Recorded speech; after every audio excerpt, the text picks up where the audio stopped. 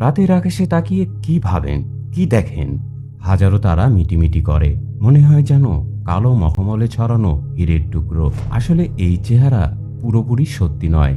আমরা পৃথিবী থেকে দেখি বলেই আকাশ এত সুন্দর। বায়ুমণ্ডল আলো ছড়িয়ে দেয়, রং তৈরি করে, কিন্তু একবার যদি পৃথিবীর বাইরে যায়, এক কালো চাদর। কিন্তু এই কালোর মাঝে আছে মহাবিশ্বের আসল সৌন্দর্য। দূর থেকে দেখুন আমাদের মিল্কি ওয়ে গ্যালাক্সি, যেন এক বিশাল আলোর ঘূর্ণি। লক্ষ লক্ষ নক্ষত্র, গ্যাস, ধূলিকণা এসব মিলিয়ে যেন এক অদ্ভুত নৃত্যের ভঙ্গি। তারা কিন্তু সব একরকম নয়। কোথাও লাল দানব, যেগুলো আমাদের সূর্যের চেয়েও শতগুণ বড়। কোথাও নীল দানব, যেগুলো এত গরম, এত উজ্জ্বল যে চোখ ধাঁধিয়ে যায়। আর কোথাও বা সাদা বামন, যেন মৃত নক্ষত্রের শেষ চিহ্ন। এক চামচ যার ওজন পাহাড়ের সমান। আমরা ইন্টারনেটে যেসব রঙিন ছবি দেখি, যেমন লাল, নীল, সবুজ নীহারিকা, সেগুলো কি জানেন আসলে কৃত্রিম রং? বিজ্ঞানীরা গ্যাসের ধরন বুঝে এই রং যোগ করেন, কিন্তু আপনি যদি সত্যি ওখানে যান, তখন দেখবেন ম্লান ধোঁয়াটে মেঘ, যেন কারুকার্য করা কুয়াশা। তবুও সৌন্দর্যের কোনো কমতি নেই, বরং এই মায়াবী রূপ হয়তো বেশি মন কাড়বে। মনে রাখবেন, ওই ছবিগুলোর টেলিস্কোপ ফিল্টার বুঝেই বিজ্ঞান এই কাজটি করে। সাদা কালো হলেও সেখানে ফিল্টারের বিষয়টি খুবই গুরুত্বপূর্ণ।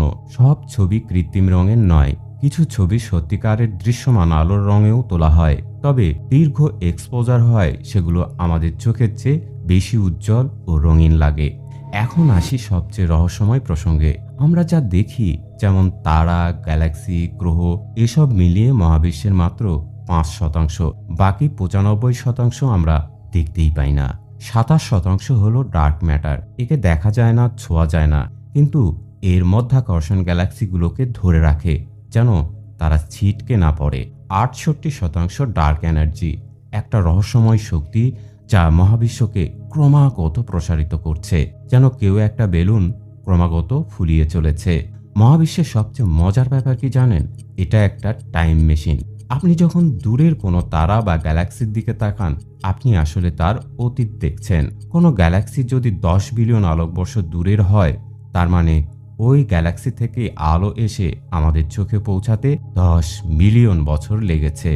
ওই আলো যখন যাত্রা শুরু করেছিল, তখন মহাবিশ্বের বয়স ছিল মাত্র 3 থেকে 4 বিলিয়ন বছর।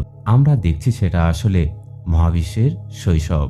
পুরো মহাবিশ্ব কিন্তু এলোমেলো না, এটা একটা প্রকাণ্ড জালের মতো, যাকে বলে কসমিক ওয়েব। গ্যালাক্সিরা জড়ো হয়েছে এই জালের সুতো বরাবর, যেন মুক্তগাথা। আর মাঝখানে বিশাল ফাঁকা জায়গাও আছে, যা কয়েক কোটি থেকে শত কোটি আলোকবর্ষ পর্যন্ত ফাঁকা হতে পারে। নাম ভয়েড, যেখানে প্রায় কিছুই নেই।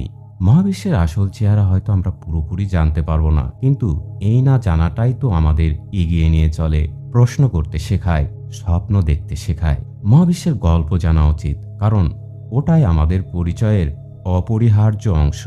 আর এরকম গল্প জানতে চ্যানেলটিকে সাবস্ক্রাইব করে রাখুন। ভালো থাকুন, সুস্থ থাকুন।